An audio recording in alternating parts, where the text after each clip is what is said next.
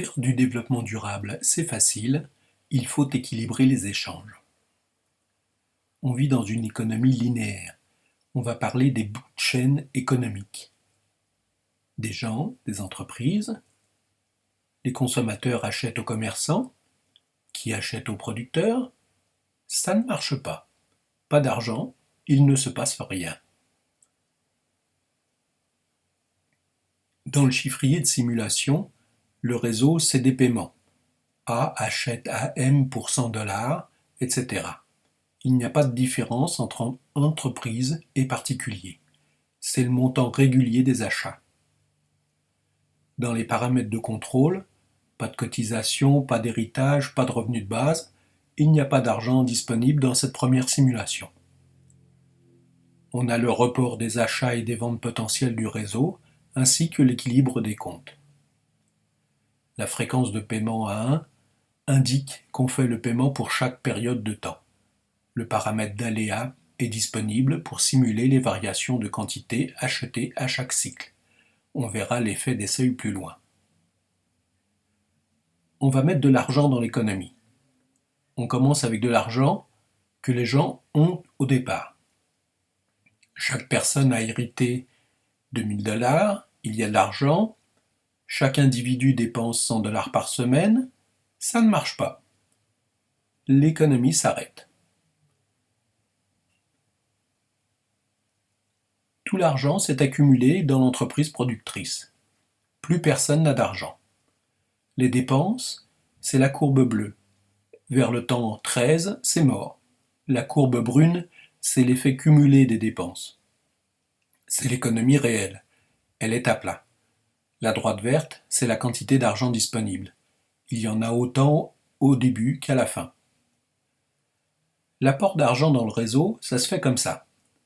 Héritage en jaune au début, l'argent va dans les comptes courants en vert. Pour le chiffrier, le réseau est limité aux achats. Pour les paramètres de contrôle, on donne la somme initiale dans l'héritage. Les seuils sur les comptes sont très grands pour ne pas interférer dans la gestion des comptes. On a le déséquilibre du réseau dans la case rouge. Pour faire durable, on va boucler la boucle. Un cercle n'a ni commencement ni fin.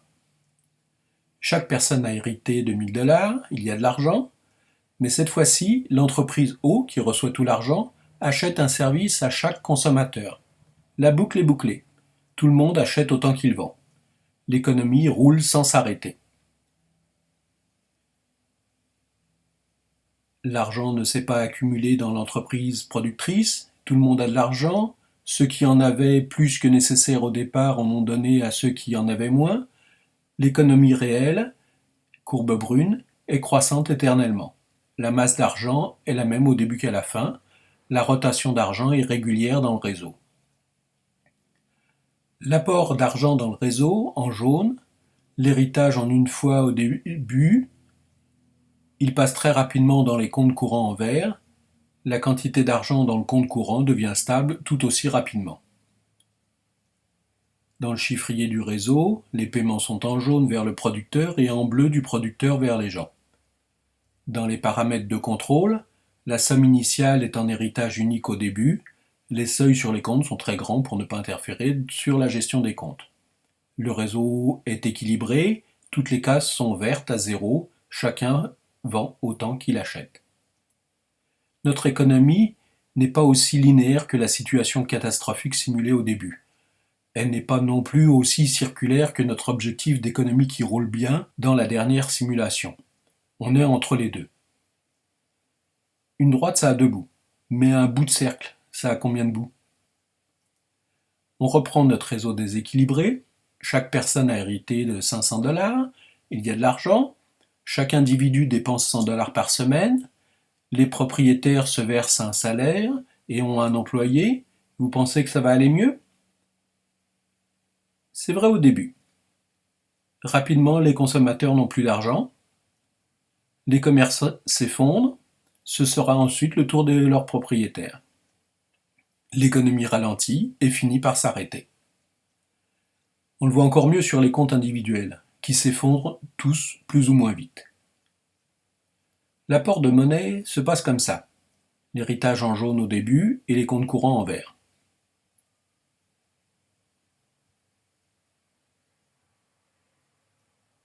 Dans le chiffrier du réseau, on a les achats en jaune, la rémunération des propriétaires en vert et la rémunération des employés en violet. Dans les paramètres de contrôle, la somme initiale est en héritage, les seuils sur les comptes sont très grands pour ne pas interférer avec la gestion des comptes. Le déséquilibre du réseau en rouge est moins grand et mieux réparti que sur un producteur unique, mais le résultat final est le même, arrêt de l'économie, ça prend juste un peu plus de temps. Une droite a toujours deux bouts, un bout de cercle aussi. On a vu le problème du producteur unique, on va voir le problème du consommateur unique. Le problème du producteur unique est similaire à celui de l'acheteur unique. 6 000 $ en héritage pour l'acheteur unique, l'économie s'arrête. L'économie est à plat, courbe brune, la quantité d'argent en vert n'est pas utilisée très longtemps, l'argent ne circule pas. Le chiffrier du réseau du consommateur unique est symétrique à celui du producteur unique. Pour les paramètres de contrôle, on donne la somme initiale dans l'héritage de l'acheteur. Le déséquilibre du réseau se voit aussi bien en rouge qu'en jaune. On ne peut pas construire une économie durable en faisant une économie linéaire. Une économie linéaire est fragile par ses deux bouts de chaîne, que ce soit le bout du vendeur unique ou le bout de l'acheteur unique. Est-ce que la façon d'apporter de l'argent fait une différence ? On repart avec notre réseau déséquilibré et à moitié bouclé. Au lieu d'un héritage une fois au début, on donne un revenu de base de 10 $ par semaine, régulièrement. Dans le tableau, on change de ligne. Héritage unique au début, ce sont les lignes blanches. On va faire l'apport régulier de monnaie dans les lignes vertes. Que se passe-t-il ? Il y a de l'argent qui augmente au fur et à mesure de l'apport et se répartit inégalement en fonction des déséquilibres du réseau. Les consommateurs ont leur revenu minimum régulier, ceux qui travaillent voient leur compte grossir régulièrement. Revoici le graphique pour l'apport initial en une seule fois. L'économie démarrait fort et puis ralentissait pour s'arrêter au bout d'un moment. Voici le résultat du graphique d'un apport régulier de monnaie. L'économie ne s'arrête pas, l'argent circule, la quantité de monnaie augmente. Si on regarde les comptes individuels, c'est aussi très différent. Très rapidement, les comptes se remplissent pour ceux qui travaillent et les dépenses deviennent stables. Les bouts de chaîne voient leurs comptes exploser. Juste pour mémoire, revoici le graphique correspondant à un héritage unique au début. Hormis les comptes qui explosent, les autres comptes sont stables. Un petit apport constant en jaune, on voit les comptes courants en vert. Est-ce que l'origine de l'argent fait une différence ? Si au lieu d'un revenu de base de 10 $, chaque individu convertit la même somme à partir d'une autre monnaie chaque semaine.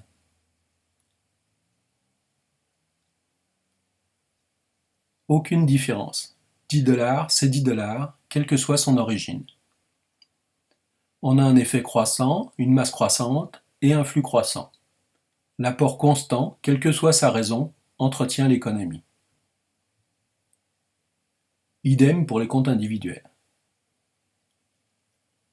Ajout de monnaie avec une petite conversion constante en jaune, on voit les comptes courants en vert. Dans le chiffrier du réseau, pas de changement. Pour les paramètres de contrôle, on change l'apport régulier de place, il est maintenant dans la conversion au lieu d'être dans le revenu de base. Est-ce que la limite d'accumulation fait une différence sur l'économie ? Même configuration de réseau avec un apport de 10 $ par semaine, on met une limite à l'accumulation de 1000 $. Alors ?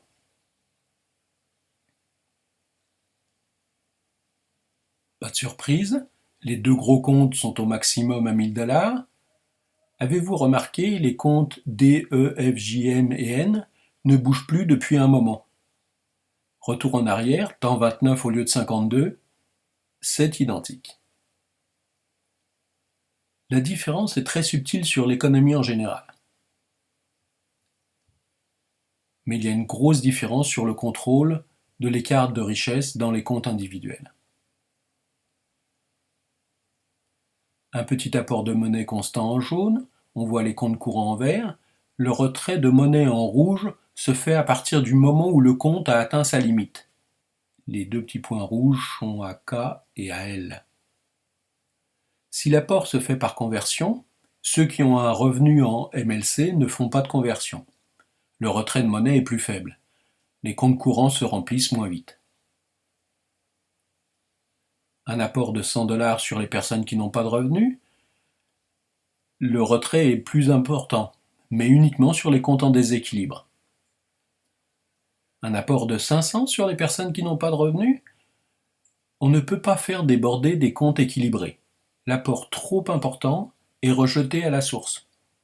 Le maximum, c'est le déséquilibre du compte lui-même. Il n'y a pas de report de déséquilibre entre les comptes. Chacun assume ses propres déséquilibres.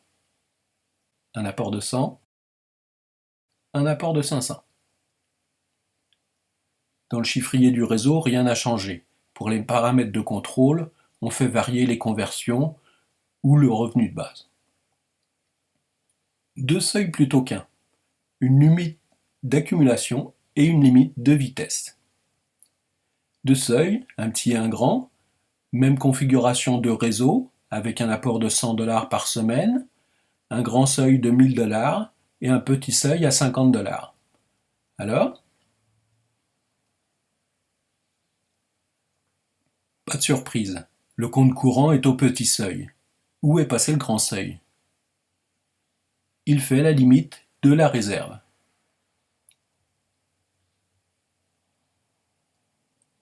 Avec deux seuils, on a une réserve d'argent et une dépense qui correspond à l'activité courante.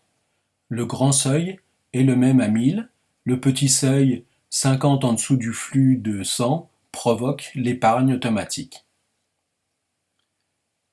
Avec un petit seuil à 50, on met vite en réserve et on consomme moins vite. Avec un petit seuil à 90% de la consommation potentielle, on consomme plus et on met moins vite en réserve. Dans le chiffrier du réseau, rien n'a changé.